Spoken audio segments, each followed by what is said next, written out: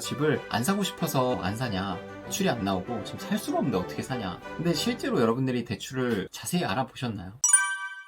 안녕하세요. 경매하는 직장인 경장인입니다. 지난번 영상이 조회수가 잘 나왔는데 무주택자이신 여러분들이 집을 사야 하는 이유, 왜 집을 사야 되는지 말씀을 쭉 드려봤었습니다. 많은 분들이 또 말씀하실 수 있어요. 내가 집을 안 사고 싶어서 안 사냐, 대출이 안 나오고 지금 살 수가 없는데 어떻게 사냐. 근데 실제로 여러분들이 대출을 자세히 알아보셨나요? 여러분들이 미디어나 뉴스를 보면 항상 뭐 대출이 안 나온다, 뭐가 막혀있다, 지금 뭐 집을 살 수 없다, 또는 뭐 집값 내려간다, 뭐 이런 식의 뉴스가 나오는데 그게 실제로 여러분들 상황과 맞는지, 내가 사고 싶은 그런 아파트가 있는데 대출이 나오는지, 실제로 방법이 있진 않은지, 실제로 대출 상담사님과 통화라도 해보셨나요? 아닌 분들이 대부분일 거라고 생각을 합니다. 자, 그래서 제가 이번 영상을 준비를 했습니다. 경매 대출을 하시는 분들이 경매 대출뿐만 아니라 전세 대출, 그리고 일반 매매, 여러분들이 공인중개사 가서 매수하실 때 쓰는 그런 담보대출도 취급을 하시거든요. 그리고 이분들의 특징은 되게 틈새를 잘 찾아주세요. 시중에 뭐 대형 은행들 있죠. 국민은행, 하나은행, 뭐 기업은행, 이런 데서 하는 대출 외에 규제를 피할 수 있는 그런 대출 상품들을 많이 가지고 계십니다. 경매의 특성상 그런 것들을 찾아서 대출을 받으시려는 분들이 그런 상품을 많이 찾기 때문에 이분은 대출이 성사가 돼야지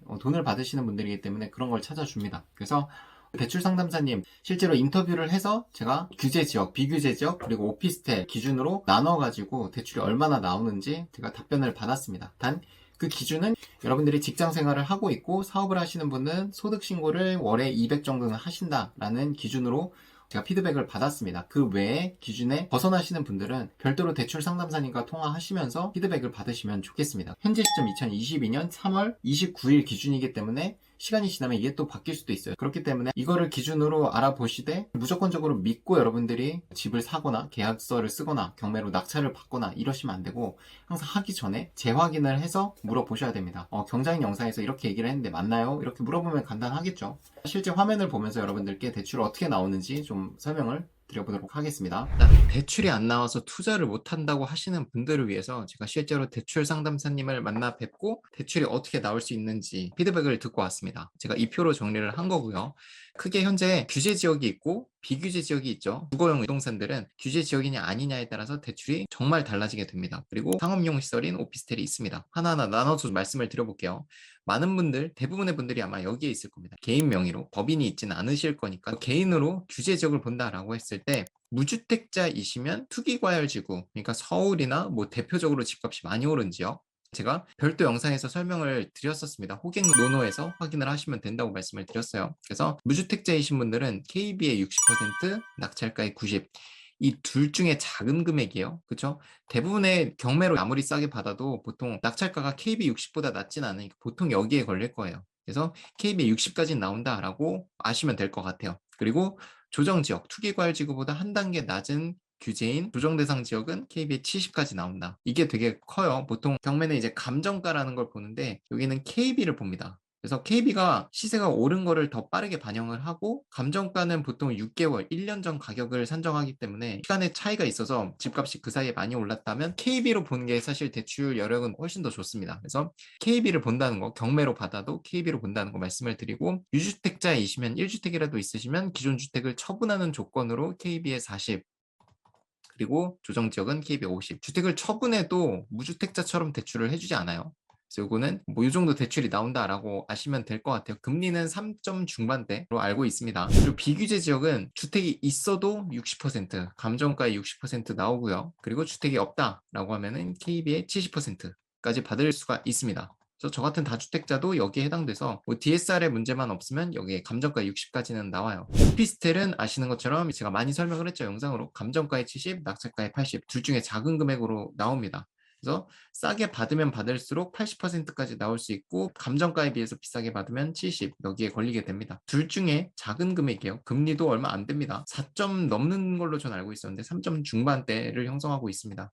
그리고 사업자를 내서 오피스텔을 받으면 DSR 한도를 더 줘요. 개인으로 하면 오피스텔도 DSR 2억 이하 이렇게 묶이게 되는데, 사업자를 내면 별도 DSR 산정을 해서 좀 더 여유 있게 준다고 합니다. 이게 얼마나 여유 있게 주는지는 사실 대출 상담사님도 잘 모른대요. 금융사에서 돌려받 봐야 확실히 안다라고 말씀을 하시더라고요. 그리고 사업자로 아파트 빌라는 건 메리트가 없다라고 해서 공란으로 두었고요. 그리고 법인은 많은 분들이 부동산 투자를 할 때 법인을 생각을 하십니다. 그래서 법인은 제가 여기다 쓸게요. 초기 설립 때 2, 3주 정도 걸려요. 서류 작업 때문에. 소요되고 금액은 한 50만 원 정도 보시면 됩니다. 그리고 매달 20만 원 정도가 기장 플러스 여러분들이 사무실이 있으시면 사무실, 저는 소호 사무실을 얻어서 월에 5만 원 정도 나오거든요.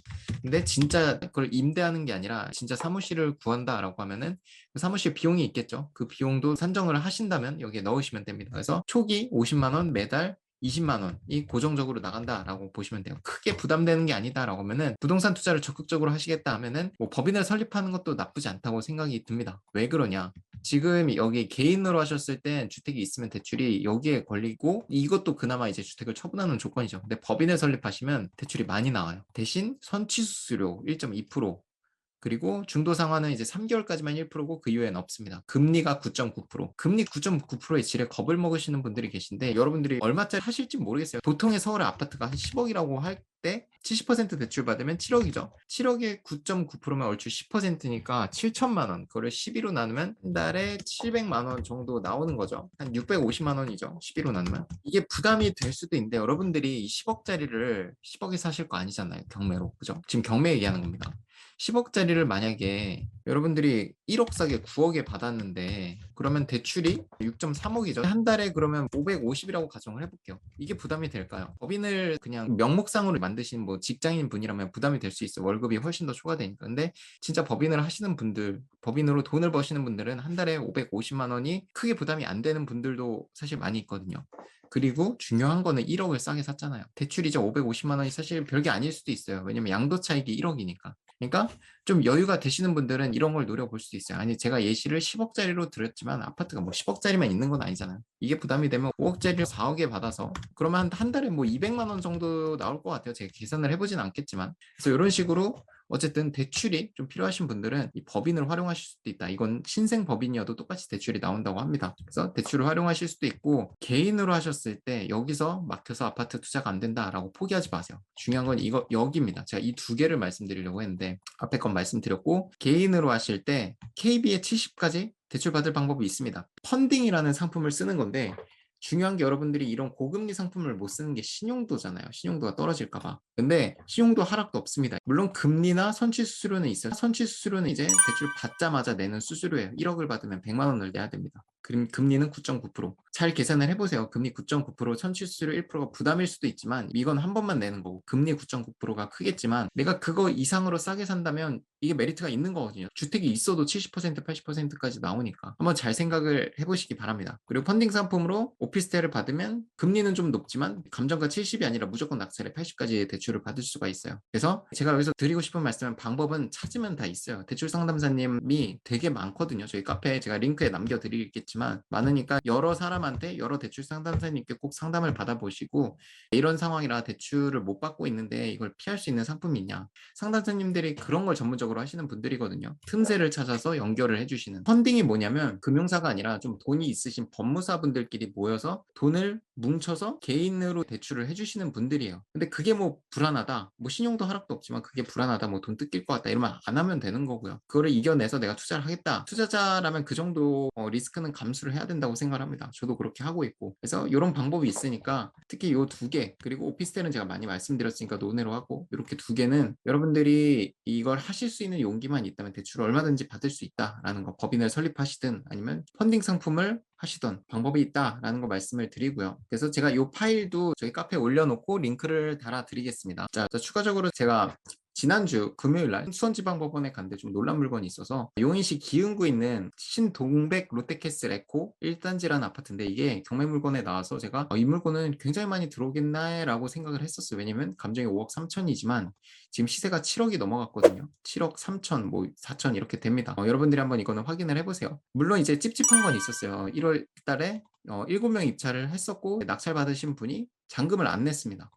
찝찝하죠. 왜 안 냈을까? 근데 권리상 문제는 전혀 없어요. 채무자 살고 있고 이분은 그냥 명도 대상이니까 나가셔야 되는 분이고 중요한 건 가격입니다. 가격을 비싸게 받았나? 2등이랑 차이가 좀 있죠. 그것도 아니에요. 당시에 한 6억 8천까지는 갔었습니다. 그래서 그런 게 찝찝했는지 이번에 다시 시작했을 때는 아무도 들어오지 않았어요. 그래서 한 명이 들어와서 그냥 받아갔습니다. 6억 4천에. 근데 지금 이거 시세가 7억 4천이에요. 이거 작은 평수, 요거보다 작은 평수가 저 가격이고, 우리 거는 큰 평수란 말이죠. 106제곱미터. 근데 84제곱미터가 지금 6억 7천이에요. 그러니까 84제곱보다도 싸게 받은 거예요, 이분은. 그러면 100제곱미터는 얼마일까요? 이게 3페이지까지 가야 나오는데, 이게 작년 8월 기준으로 7억 4천이에요. 그러니까 이분은 거의 1억 정도는 싸게 받은 거죠. 작년 기준으로. 지금 시세는 한 번 더 확인을 해봐야겠지만 어쨌든 가장 최근 가격으로 1억 정도 싸게 받으셨다. 이분은 더 싸게 받을 수도 있어요. 왜냐면 경쟁자가 없었기 때문에. 5억 4천을 써도 이분 낙찰이었습니다. 그러니까 이걸 보면서 지금 확실히 시장이 좀 정체돼 있다 보니까 경매장에 사람이 많이 줄어들었거든요. 이런 기회를 이 영상을 보신 여러분들이 가져가셨으면 좋겠어요. 그래서 이분이 만약에 무주택자라면 개인이니까 뭐 이 펀딩을 쓰신다면 70%까지 대출이 나오겠죠. 근데 이 펀딩 상품이 아니라 그냥 뭐 개인으로 하겠다라고 하면 무주택자이실 때 60%까지 대출이 될 겁니다. KB 시세는 얼추 시세에 반영이 되니까 뭐 7억 4천에 한 60%까지 대출이 나오지 않을까 싶어요. 그분이 소득이나 뭐 대출을 봐야겠지만. 그래서 이렇게 대출이 어떻게 나오는지 현재 상황을 말씀을 드렸습니다. 저는 상업용 상가는 안 하기 때문에 주거용 상품, 아파트 빌라, 그리고 오피스텔을 위주로 말씀을 드렸고, 빌라는 KB 시세가 없기 때문에 감정가를 그냥 봅니다. 그래서 아파트만 KB 시세고 빌라, 다세대 주택은 KB가 아니라 똑같은 퍼센테이지예요. 다세대 주택은 감정가라고 보시면 됩니다. KB가 아니라. 그렇게 보시면 될 것 같습니다. 자, 잘 보고 오셨나요? 일반 대출들은 여러분들이 아는 선에서 크게 벗어나진 않았겠지만 이 펀딩이라는 상품이 있습니다. 이게 신용도에도 영향이 없고 대출도 나오고, 다만 금리가 굉장히 높죠. 이것만 여러분들이 이겨낼 수 있으면 충분히 대출을 받을 수 있고, 경매로 싸게 사는 금액을 생각하면 금리 뭐 10% 이런 거는 사실 부담할 수 있는 범위를 여러분들이 정할 수 있겠죠. 뭐 5억 대출을 받아버리면 10%가 부담이 된다면 4억, 3억 이렇게 낮춰가면서 한 달에 얼마가 나오는지 계산을 하실 수가 있잖아요. 그런 것들을 통해서 그럼 내가 예를 들어서 2억까지는 감당 가능해. 그러면 한 3억, 4억 이런 물건들을 보는 거죠. 3억, 4억짜리를 3억, 4억에 사진 않을 거니까 4억짜리를 3억 5천, 3억 2천 이렇게 사면은 여러분들 감당 가능한 선에서 투자를 하면서 싸게 샀기 때문에 양도 차익을 갖고 가는 거거든요. 그렇게 해서 여러분들이 투자 또는 내 집 마련을 하실 수도 있겠죠. 그런 것들을 좀 이뤄나가셨으면 좋겠습니다. 긴 영상 봐주셔서 감사드리고 다음번에 더 유익한 영상으로 찾아뵙겠습니다. 감사합니다.